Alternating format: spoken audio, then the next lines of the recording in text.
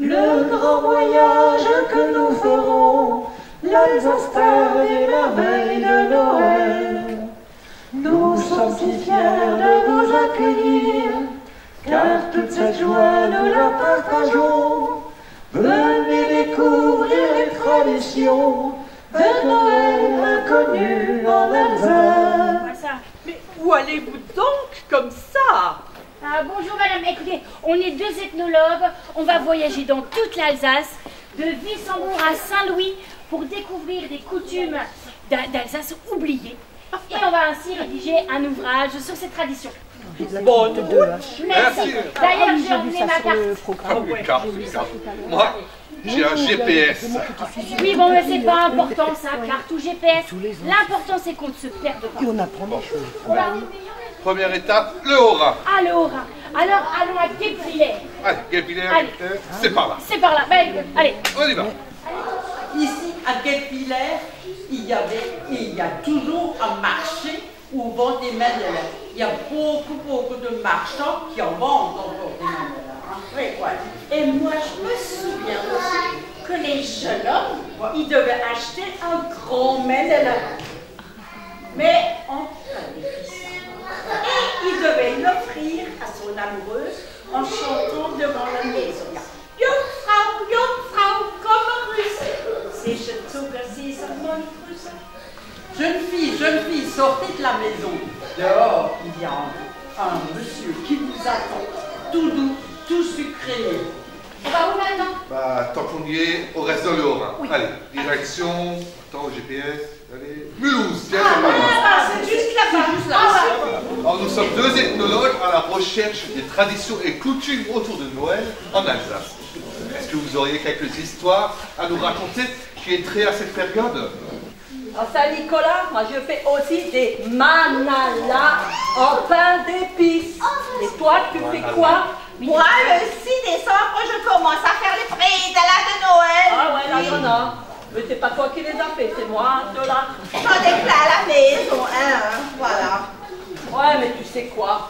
On te discute, mais c'est gentil. Tu sais pourquoi? Parce que le principal, c'est que les enfants n'aient pas oublié Saint-Nicolas, qui lui ait préparé un verre de lait. 5 ou 6.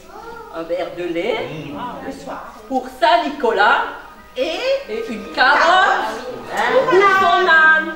Voilà. Parce que si Saint-Nicolas constate que tous les enfants n'ont pas pensé à lui, eh ben alors il fait demi-tour. Connaissez-vous le picaresque? Le quoi? Picaresque, vous savez pas?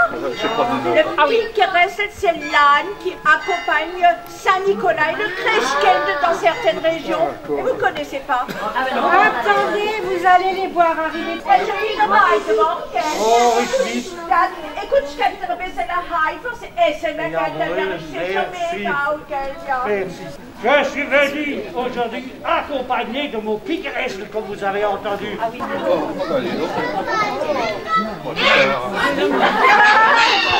il est gentil, le picaresque. Nous n'allons pas perdre notre temps. Nous allons repartir parce que nous avons un très long chemin pour aujourd'hui. Et dites-moi, vous les décorez comment, vos sapins? Ah mais oui, bonne question. Avec des hosties, des petites pommes rouges et même des roses en papier. Mais montre-leur, tu les as ramenés. Ils savent rien ces gens-là, je vais leur montrer. Mais c'est tout au fond de la poche. Hein. Alors, les petites pommes, bien brillantes, gnostiques, hein. C'est pour rappeler l'arbre du paradis. Hein? Ensuite, les petites fleurs qu'on fabrique nous-mêmes, attention. Regardez les belles petites fleurs qu'on fabrique. C'est pour rappeler un arbre incroyable, magnifique, merveilleux, qui fleurit uniquement le soir de Noël. Bah, c'est pour rendre hommage à la Vierge Marie parfois. Pas parfois, ma foi. Parce que c'est quand même la maman du petit Jésus, non? Si, ah bah vous savez pas ça les enfants? Oh madame! Oh là les mamans! C'est qui vous a autorisé à couper des sapins? ici sur la terre de la seigneurie de Hollandsberg, près de la ville de Kaisersberg. Mais qui? Mais nous, on a droit à couper 3 sapins. Et attention, hein, en plus, un pieu pour les transporter. Ouais. Et dites, ça fait des années qu'on fait ça. Ma mère et ma grand-mère, elles le faisaient avant. Oh bah tiens. Mais je vais quand même fouiller dans les archives pour voir les dates des premiers sapins de Noël en Alsace. Hein. Oui, d'ailleurs, moi, ce que je sais, parce que j'ai aussi fait mes recherches, hein, pas que toi avec ton internet, hein. Mais dans les textes, il y a écrit que Strasbourg, Andolsheim et Célestat, eh bien, ces 3 villes, elles se disputent pour savoir qui a installé la première fois le sapin de Noël. Que figurez-vous que dans les archives de la ville de Strasbourg, il est noté sur la page en 1412, c'était il y a très longtemps, il est noté pour Noël, il faut offrir un pain d'épices. Alors nous faisons du pain. Oui. Alors là, il y a le P, Rebecca. Il est fait à base de fruits séchés, en particulier des poires. Il y a aussi tous les bredel. Schwovenbredel, Anisbredel, Butterbredel, Basler Leckerli, et Kritzelkirche. Et puis, il y a aussi, comme tradition, la Kirschsuppe. La Kirschsuppe, l'ancêtre du vin chaud sans doute. C'est la soupe aux cerises du soir de Noël. Essen und trinken, Kerber und Seltsam. Alors, on va aller où? Direction Wissembourg. D'abord, vous êtes qui? Ça se voit pas? Hans Trapp. Oui, ou plutôt Hans von Trotta. Oui, je suis seigneur dans mon château de Berwarstein. Oui, c'est ça. Voilà. Oui, et je suis le seul, l'unique méchant de Noël. Depuis des siècles et des siècles. Et nous, on est sages, nous. Oui. Bon, je peux pas couvrir toute l'Alsace avec mon travail. Oui, bah oui. Alors j'ai demandé l'aide d'un collègue. Il doit venir d'une minute à l'autre. Hein. Ah oui. Et où là? Et où là? Vous là où?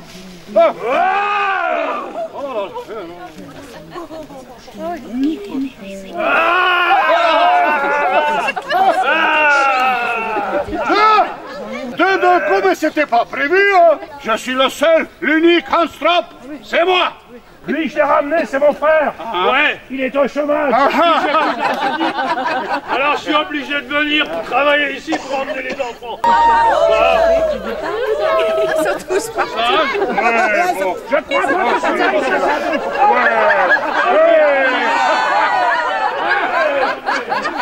Comme Noël n'est pas loin au calendrier, on prédit le temps qu'il va faire l'année prochaine. Ah oui. Ah, les paysans viennent nous consulter. Ah oui. Hein. Tenez, voici 12 pelures d'oignons. Chaque pelure correspond à un mois de l'année. On y met du sel. Mais ça sert à quoi le sel? Eh bien, les pelures où le sel fond et se transforme donc en eau au bout de quelques heures, eh bien, indiquent les mois de l'année qui seront plutôt humides. Vous savez ce que c'est? Non, c'est une rose de Noël. Et pendant la période de Noël, on déterre cette plante, on prend les racines et on les broie. Et après, on sent cette poudre. Voilà, vous voyez ce que ça fait? Vous voulez essayer les enfants? Oui. Et vous savez pourquoi ça fait ça? Quand on éternue, ça chasse les mauvais esprits et même les maladies. Et moi, je vais vous présenter le Barbara Streisel.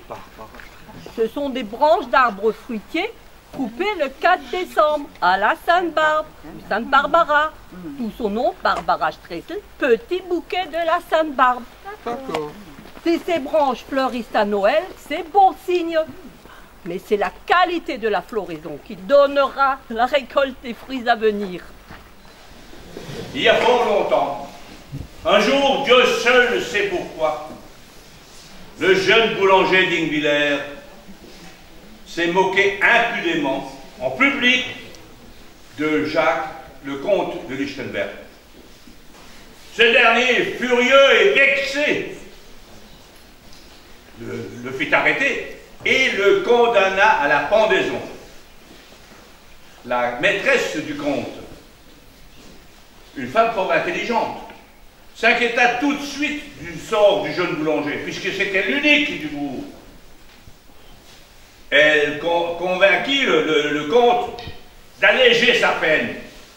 Et le comte lui répondit, bon, puisque c'est comme ça, qu'on l'enferme dans les geôles de Buxmüller, mais il n'en sortira que le jour où il me présentera un gâteau à travers lequel je puis voir 3 fois le soleil. Liéry, un jeune homme bien costaud, originaire de Ludwiller, était rentré dans la garde du comte. Et tous les jours, il passait devant les geôles et entendait les jérémiades du pauvre boulanger. Il avait bon cours. Et un jour, il se dit, bon, je vais l'aider à s'évader. Et il prit un des barreaux du cachot et le tordit dans tous les sens, et toutes ses forces. Le barreau, il ressemblait à ça.